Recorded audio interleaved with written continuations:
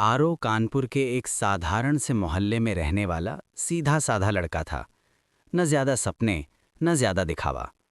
दिन में वो अपना छोटा सा काम करता और रात को दोस्तों के साथ शहर की एक गली में बैठकर चाय पीता। ईमानदारी उसकी आदत थी और सादगी उसकी पहचान। एक रात जब वो काम से लौट रहा था तो उसने देखा कि कुछ लोग नदी के किनारे कचरा फेंक रहे हैं। नदी, जो उस इलाके के लोगों के जीवन का सहारा थी, धीरे धीरे गंदी होती जा रही थी। आरो ने हिम्मत करके उन्हें रोकने की कोशिश की, लेकिन जवाब में उसे धमकियां मिली। ज्यादा सीधा बनने की जरूरत नहीं है, किसी से कहा तो अच्छा नहीं होगा। आरो चुपचाप वहां से लौट आया, लेकिन उसका मन अशांत था। उसी रात अचानक तेज आंधी चली, आसमान में बिजली चमकी और मूसलाधार बारिश होने लगी।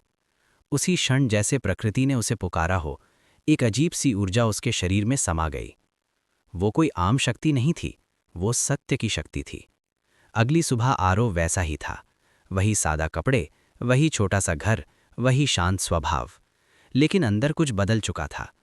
उसे समझ आ गया था कि ये शक्ति दिखावे के लिए नहीं है, न डर पैदा करने के लिए।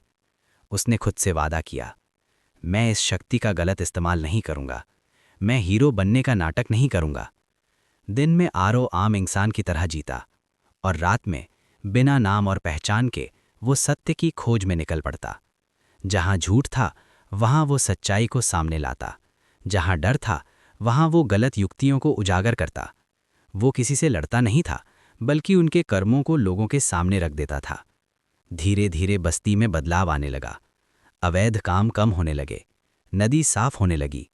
लोगों को एहसास होने लगा कि शक्ति का मतलब हिंसा नहीं, बल्कि सही तरीके से गलत का सामना करना होता है। लोग उसे देख नहीं पाते थे, लेकिन उसके काम को महसूस करने लगे। लोगों के बीच एक नाम फैलने लगा, सत्य की छाया। लेकिन आरो आज भी वही था। उसका मानना था, सत्य की शक्ति का मतलब खुद को बड़ा बनाना नहीं, बल्कि समाज को बेहतर बनाना है। और इसी तरह एक साधारण सा लड़का एक असाधारण जिम्मेदारी निभाता रहा, बिना शोर, बिना दिखावे, सिर्फ सत्य के साथ।